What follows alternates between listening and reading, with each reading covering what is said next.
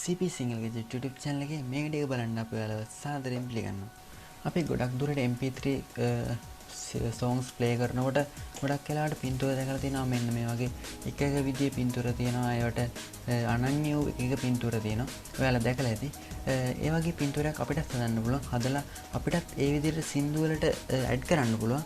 ඒ පිළිබඳව මම අද කතා කරන්න යන්නේ. එහෙනම් අපි ඒ පිළිබඳ වීඩියෝ එකක් අද කතා කරමු. එහෙනම් අපේ channel එකට subscribe කරලා නැත්නම් දැන්ම අනිවාර්යෙන් subscribe කරලා අපිත් එක්ක හැමදාම එකතු වෙන්න.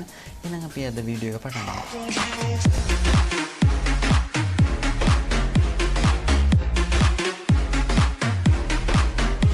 අපේකට භාවිතා කරන්නේ AI MP3 කියන software එකේ. AI MP3 එකේ තියෙනවා advanced tag editor කියලා.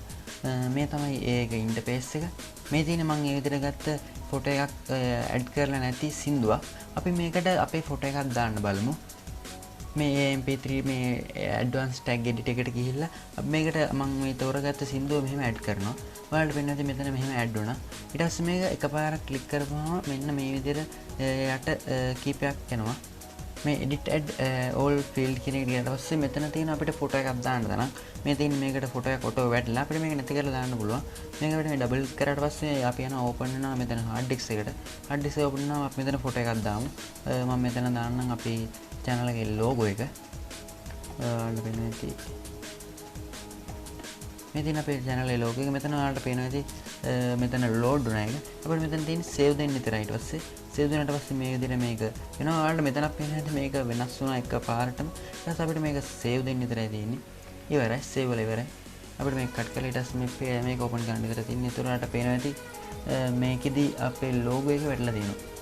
මේ කිසිම ෆොටෝ එකක් විතර දැන් ඔයාලට හිතෙනවා ඉතින් ෆොටෝ එකක් දාපු ඉඳන් මේක MP4 වෙලා කියලා. කිසිම MP4 එකක් වෙලා නැහැ. මෙතන අපිට දිගුව පේනවා ඇති MP3 කියලා. ඒ වගේ අපිට පුළුවන් මේක භාවිතා කරලා ගොඩක් දේවල් මේ සින්දුවේ අපිට වෙනස් කරන්න.